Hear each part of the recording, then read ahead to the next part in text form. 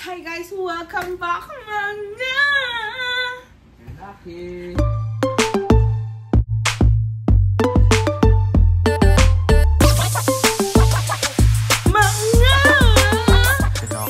And for today's video, pasensya na, bagong gising, wala pang lahat. Ito na po yun. Ayan yun. Ayan! So ayan guys, mag-haul na tayo ng mga pinamili natin sa Don Quijote para matapos na ang pag-e-empake. Napakapangit ko. It's okay. That's okay. That's life. So, i-haul na natin ang Don Quijote dahil nanganganib na po ang pag-e-empake ko pabalik ng Canada dahil po para nag-over po tayo sa lahat-lahat. Pinatay ko po yung 5 kilo kong mga tuyo tsaka mga espada at pusit. So, hindi ko po alam paano yung rin sa Canada! So, tayo mag-unboxing. Simula na ito by the way yung mga i-haul natin. Ayan. Another 10 pounds! What? Don Quijote! Hi! Guys, simulan na natin. Oh my God. Simulan na natin dun sa isang bag na puro... Oh, by the way, ito yung mga tax-free. Can you imagine, guys? Ito yung mga... Kung paano sila pinak sa Don Quijote. Diretso na yan sa maleta. Kasi bawal yung buksan habang nasa Japan. Sabi nila. Para ma-avail yung tax-free. So, simulan na natin. And by the way, siguro mga ano to, mga 5 branch ng Donkey. Para makumpleto natin ito lahat. Kasi, yun! So, buksan natin. Ito yung unang bag, guys. Wow, matibay ang plastic nila, guys. Okay, first up. Ito ay ang Biore. Hindi ko alam pronunciation, pero bumili tayo ng Sandabakmak. Okay, basta Biore. Siya ay isa sa top 1 na, actually top 1 siya doon. Sobrang nire-rate ng mga tao. Pati mga locals, diba? Parang ito yung pinupuntahan nila sa Donkey. So si Zara, nabasa ko yan sa Reddit. Maganda daw yan. Wala daw yan white cast. Para siyang tubig. Tinester pa ni Zara ng mga 3 times. Kailangan yan i-tester sa harapan ko. Kasi pinapakita niya pa rin. Tinester ko rin sa akin. Wala siyang white cast at para lang siyang tubig na nawala. At can you imagine kung parang naglagay ka na ng tubig tapos you're sunblock protected. So, ayan guys. So, sa isang bag, may 3 laman at may libre na. Ganun din, na nakasashay. So, maganda yun pang travel. Hindi ko sure guys, pero may something on top! So, ang presyo nito, 3 piraso ang bundle. Ang presyo ng 3 ay... Isa sa Canada. Kapresyo ng isa sa Canada, which... Ano ba yan? Hindi ko alam. 19, 18 Canadian dollars. Canadian dollars. So, ang 18 tatlo na. 18 isa lang sa Canada. So, kailangan nila mag-hoard. 1, 2. Give me a 3, a 4, a 5, and a 6. So, we have 6 times 3, 6, 12, 18. Woo! So, we have 18 sunblocks para sa dalawang mukha namin, Zara. Dahil malakas kami mag-sunblock. Winter, spring, summer, fall. Kahit ano pang panahon sa Canada, araw-araw magsa-sunblock. Natutunan ko yan kay Vicky Bello. So, ayan, kahit nasa loob ka daw ng bahay, mag-sunblock ka. Grabe kami mag-sunblock. So, wait. Sa tagal-tagal na pagkakonvince ko sa'yo mag-sunblock, kay Vicky Bello ka lang na-convince? Yeah. Thank you, Dr. Vicky Bello. Only Zara touches my skin. So, ayan guys. Ito ang ating sunblock haul na mabigat. Itabi na natin. Dumako naman tayo. Next up. So, ito naman ay Donkey din. Buksan natin. So, ito ang pinaka-trending nila na hair mask as in number 1, guys. Number 1. Pansin ko, lahat ng buhok ng hapon, very shiny, shimmery, and splendid. Karamihan rin sa kanila, hindi naliligo everyday. Halata ko rin. So, parang, ewan ko, normal ata talaga yon. So, ayan, Fino Premium Touch Hair Mask. So, ayan siya, nasa sachet. Dahil dadalhin pa ng Canada, mabigat kapag nakabote. Bumili tayo, isa lang muna, just para itry. Tsaka hindi naman to, like, unti-unti na may gamit mo, sila ng buhok ko. So, try muna natin. Tapos kung maganda ka, saka tayo bibili ulit. So, ayan, Fino. Babalik ang Japan? Babalik tayo in Japan. Baka pag naubos yung sunblock mo. So, ayun guys, Fino Hair Mask. Ang presyo nito ay 20 Canadian dollars. Next up naman, bumili bumili tayo ng trending nila. Ito ang top 1 na face mask. Alam ko, trending rin sa TikTok yung mga rice face mask na may babae, may bangs, yung blue packaging. Alam ko, trending yon. Mas mura yun ng Onted yun kesa dito. Pero yun ay number 3 lang, guys. This is number 1. At ito yung kinukuha ng mga locals doon. Kaya ito, ang binili natin, ito yung Super VC100 Dermal Laser. 3 lang dahil hindi ko alam kung ilan yung nasa loob. Ito ata. So, try lang natin muna, guys, kung resealable yan. So, try natin muna kung okay bago tayo mag-hoard ulit. At ito ay nagkakahalaga ng parang almost 8 Canadian dollars each. May tayong 3 lamang. Dumako naman tayo sa next bag natin. So, dumako naman tayo sa next bag. Ito naman ay ang KitKat, Matcha, and Chocolate. Nabili sa Don Quijote. Ang presyo nito is parang 2 Canadian, almost 3 Canadian, 298, 248, 248 Canadian dollars.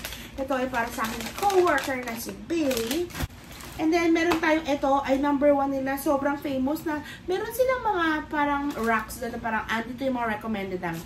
Ito yung mga manager's choice. Ito naman yung mga top selling products.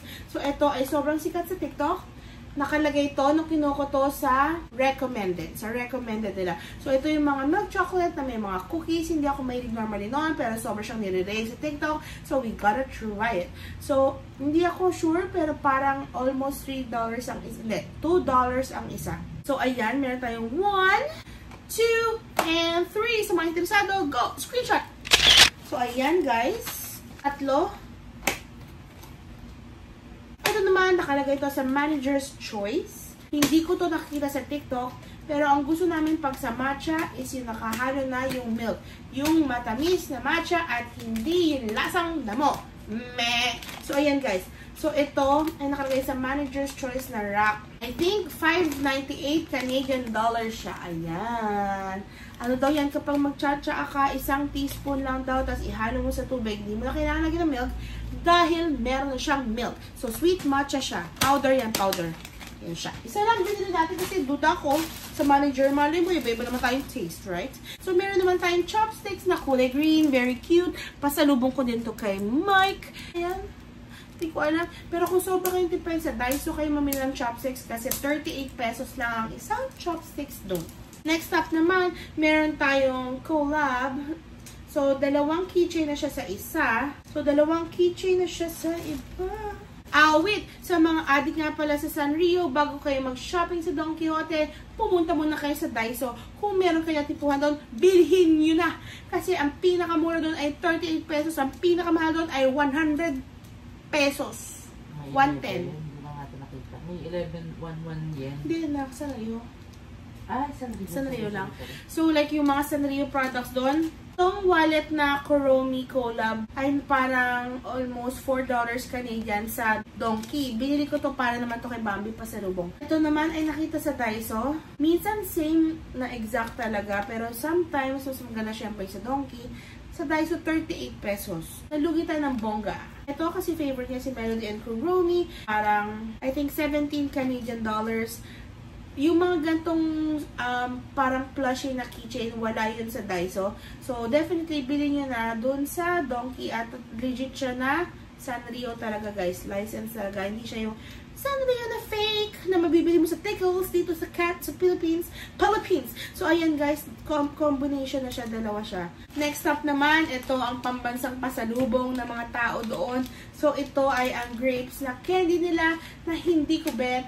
Pinasalubungan kami last time ng family ko, hindi ko bet. Isa lang ang binili ko para lang matry ni Mike yung cowork ko. And then, next up, bumili rin tayo ng Kuromi na lanyard para rin kay Bambi. Bumili rin natin si Bambi. Ito medyo may kamahalan. Hindi ko matandaan kung $8 or $7. Tapos ito ay My Melody na maikli lang yung cord. Picture card siya na pwede ka maglagay ng mga loading mo ng mga Korean or Japanese. Pwede mo ihang sa bag mo. Pwede rin siyang ID card. Depende kung ano gusto niya. Pero gusto niya to.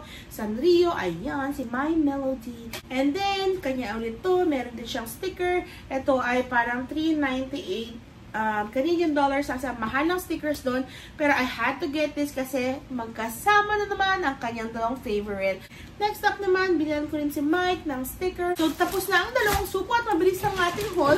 Next up naman, itong supo na to. So, next up, napakita ko na sa haul na meron tayong mga biniling Gatsby. Naalala ko, tuwing may pupunta kami Donkey, papakyawin ko lahat ng Gatsby.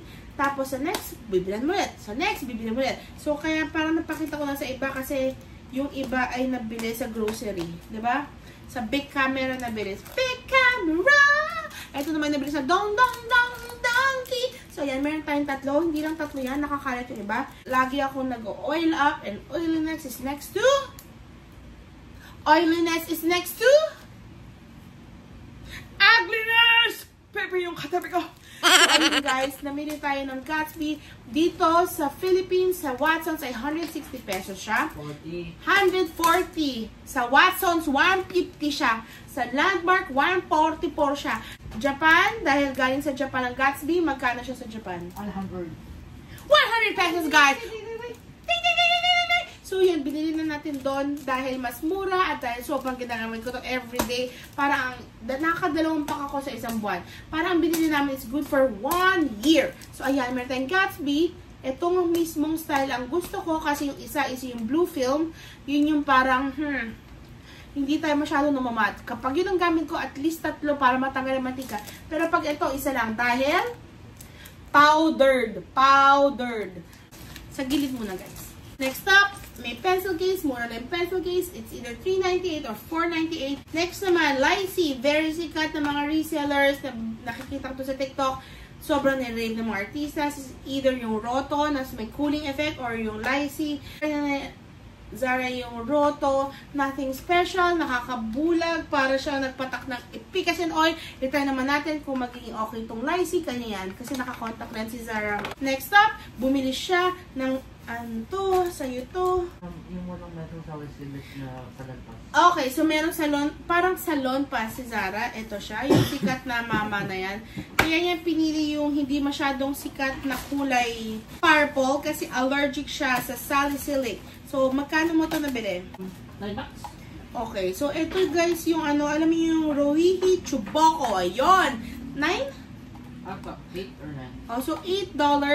Na 7 pieces na siya, guys. So, ayan kay Zara. Allergic siya sa salicylic. Allergic din siya sa methyl salicylic. So, akin yung... 8 salicylic. Ha? Salicylic. Salicylic. Okay, bye guys! So, ayan guys. So, sa akin yung the most famous na packaging, yung common na binibili na lahat ng tao. Ito naman yung akin. Presyo is $7.58 Canadian dollars. Dalawa lang binili ko kasi ba? Dalawa lang ang trip kong bilhin. Hindi ko siya ganun ka-priority. Dahil ako walang allergy sa kung saan allergy si Zara. So, okay ako sa Salon Pass. Yung nabibili sa Costco. Mura lang Salon Pass sa amin. So, yun na lang kapag naubos. So, I just wanna buy it too. Okay siya. Na-try ko siya. Halos ilang oras nagtatagal yung epekto niya sa likod mo. So, yun. Bumili tayo dalawa. Gatsby ulit. Gatsby ulit. Gatsby ulit. Gatsby ulit. Gatsby ulit. Gatsby ulit. Gatsby ulit. Gatsby ulit. Gatsby ulit. At Gatsby ulit. So, ayan. Pandagdag doon. Alam ko, napakadami na nasa maletang na empake ko. Pandagdag pa ulit ito. And then, up next, meron tayong Meiji. Dahil doon sila sikat sa chocolate nila. Masarap naman talaga ang Meiji. Very creamy. Chocolatey. For 100 pesos. Ang Meiji doon, ayan, wait lang. Meiji milk chocolate. Meiji milk chocolate. Meiji milk chocolate. Tatlo. $1, 38 pesos lamang ang isa. Ano to? Parang sa lumpas din. Magkano to? So, ito naman ay 6 Canadian dollars. Bumili naman si Zara. Parang sa lumpas din. Parang pumapatakis parang piso ang isa. Kasi 7 pieces. So, tumatanda na tayo. Kaya natin mamili mga ganon. Sobrang mura. $1, 80. Hindi. Magkano sa Canadian ang 78 yen? Ito naman ang 8 cents Canadian dollar. Basta 78 yen siya, guys. Na tayo ni Zara. Masarap ba? 80 cents. Una po $1. So, wala pang 38 pesos. Baka 20 lang, ganon. Itong Gatsby mo na gel, magkano? Ito naman ay 6 Canadian dollars. Yung Gatsby na parang pang style mo ng hair. So, times 3 daw to sa Canada. Bumili si Zara isa lang. Ayan. Last naman sa bag na to, na-try ko na to. Very trending sa TikTok. Pati yung mga influencers sa Philippines, kapag napupunta sa Japan, nag-hoard sila nito. Hindi ko alam kung magkano siya nire-resell sa Philippines, pero ang presyo na to doon ay almost 8 bucks ang isa. Hindi. Mali. 5.98 may tax. So, meron tayong lip balm. Very maganda, guys. Para sa babae, para sa lalaki. Hindi ka magmukhang bakla. Kung hindi ka bakla, pwede mong gamitin to. Kung bakla ka, go for it, girl! So, ito naman ay lip balm. Na-try ko na to. Unang araw pa lang sa Japan, meron na ako nito. Very famous DHC. Screenshot nyo na sa mga interesado. Bili kayo, mag-hoard kayo, maganda. Pero 3 lang ang binili ko para may rason pa tayo para bumalik ng Japan. So, ayan guys. Doon nagtatapos ang bag na yun. And ang last naman natin bag, ito naman. Buksan natin. Guys, yung nag-donkey kami, doon ko lang naiintindihan yung hype ng mga tao. Kasi akala ko, parang mahal pa rin naman. Pero parang hindi naman, guys. Mahal pa din, pero quality naman kasi yung mga binibenta ng mga Hapon, guys. So, pakita ko sa inyo, Gatsby.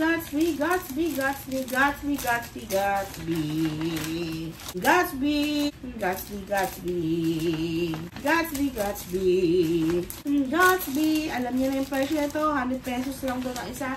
Gatsby. Fortunately, napakyaw namin natin ng donkey na punta namin Gatsby. Sabi ni Zara, nung may pinuntahan siya isa, na parang pinakyaw niya, tapos nagtanong siya kung may stock pa, parang nag-attitude at na-shock siya, nainis ata yung tao doon, kasi parang, uy! Kinuha mo na lahat, girl! Huwag ka namang hingi! Buraon!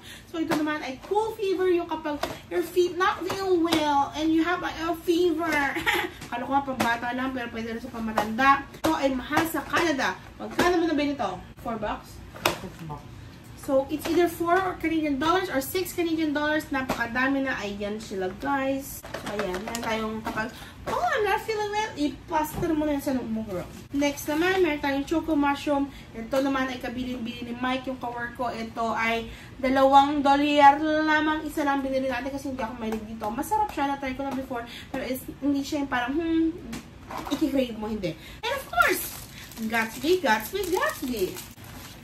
Next up, meron naman tayong AG chocolate na merong pistachio sa loob. Sabi ko, pinakita ko kay Zara. Sabi niya, enough sa chocolates. Pero nakita niya yung pistachio, we have to try it. So, kumuha ko ng 3. Sabi niya, isa lang. So, kumuha tayo ng isa kasi naman alam ko masarap. Pero for sure, masarap yan. So, ang pistachio ay parang wala pang $3. $2 lang. Eh, mahal ang pistachio, guys. Pero try natin, pero konti lang naman. Try natin yan. Try natin masarap. Pero tayo po kayo kung masarap. Gumawa tayo ng vlog ng mga do's and don'ts. Do's and don'ts, mga get it or not get it, mga ganon. Nope. So, I think napakita ko na rin sa previous vlog na namili tayo ng mga Smisky. So, eto, may additional pa. Nagulat kami yung isang donkey. Mega donkey ba yun? Namili si Zara kasi na-shock kami sa donkey na yan. Merong Smisky. Bumili tayo 2. $9 Canadian dollars ang isa. Collection yan ni Zara. Ayan. Excited na ako mag-unboxing. And last but not the least, nakapila na si Zara. Tapos parang, lalaki ang mata ko. Nakita ko si Mickey Mouse. Ang medyas sa Don Quijote ay mahal. Pili ko mas mura sa Pilipinas sa mga bangketa. So, ang medyas doon ay pumapatak ng 4 Canadian dollars ang isang piraso. $3.98 to be exact. Depende pa yon. Sanrio, $3.98. Merong mga Disney, may mga tipo $4.98. Depende. Iba-iba ang presyo. Tapos nung nakapila na si Zara, kinis! Nakita ko si Mickey Mouse at nakita ko si Little Twin Stars. Guys, 5 piraso. Jeez! $10! Muna na guys para sa mga characters at mga license sila. Can you imagine kung nabibili siya ng 4 ang isa? Nakatipid tayo dyan. Kompleto tayo. Ayan. So, mayroon tayong medyas. Gagamit ito sa work ko kasi naka-crocs ako sa work para kitang-kita na cutesy-cutesy pa rin ang medyas ko. Kasi I wanna be cute. Doon na nagtatapos ang ating Don Quijote haul. Thank you so much for watching, mga. And don't forget to like and subscribe. Comment down below kung ano pang gusto nyo makita ng videos namin next time. And don't forget to hit the notification bell para lagi notified the next time that we upload a video. Gusto mo yun? Bye. Yung comment mo. Bye. Bye, guys! Paus na ako. Time to pack. Sisig Hooray for lunch, okay ka? Kakatapos na natin mag-haul kanina ng mga pinamili sa Donkey. Mag-empake tayo. But before anything else, let's have brunch. One of my cravings, guys. Sisig Hooray, double. Medyo mabigat. Ang dalawang order ay magkano? 500 something with delivery. Pinaano ko yung rush. Oh, pinarush niya, guys. So, ayun tayo mag-mukbang at kumain ng sisig Hooray. Pakita ko sa inyo. Yan ang itsura. Double na yan. Parang single. Kaya tayo, guys, after yung mag-fruits tayo.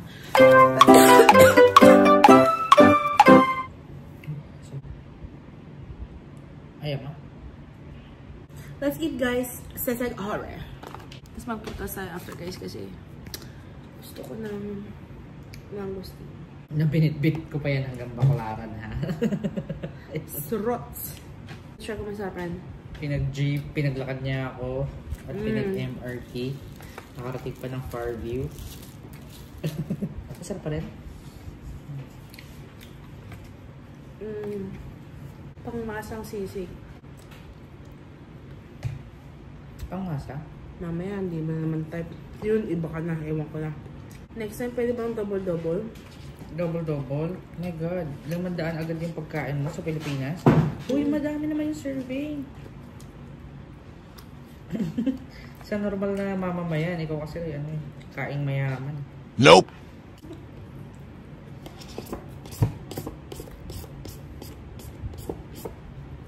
Alam nyo ba guys, kwentuhan ko kayo. Gusto kong bumili ng franchise nito dati, ganoon ako nag-addict sa kanya. Pero nung time na yun, di pa ata sila nagpapa-franchise. Hindi ko sure.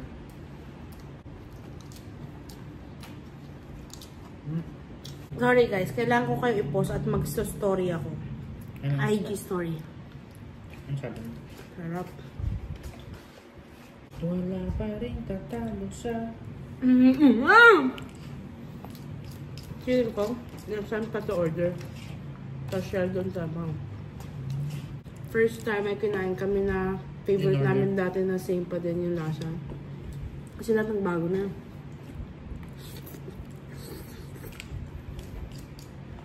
Lasa?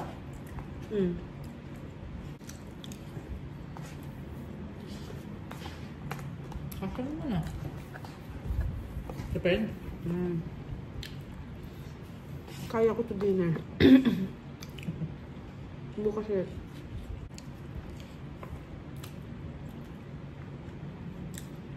So good guys.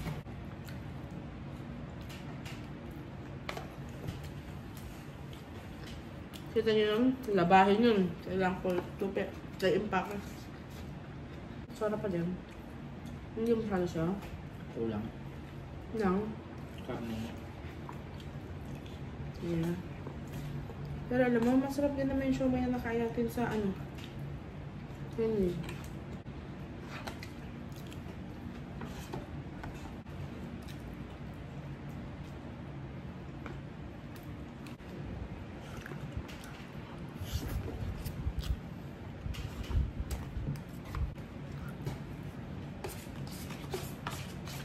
Feeling ko mahal to. Hindi na siya pang... Hindi na pamasa. Mahal to for double. So, yung kalahati na to, mabubusog ba ang tao doon? Ano yung kailangan nila.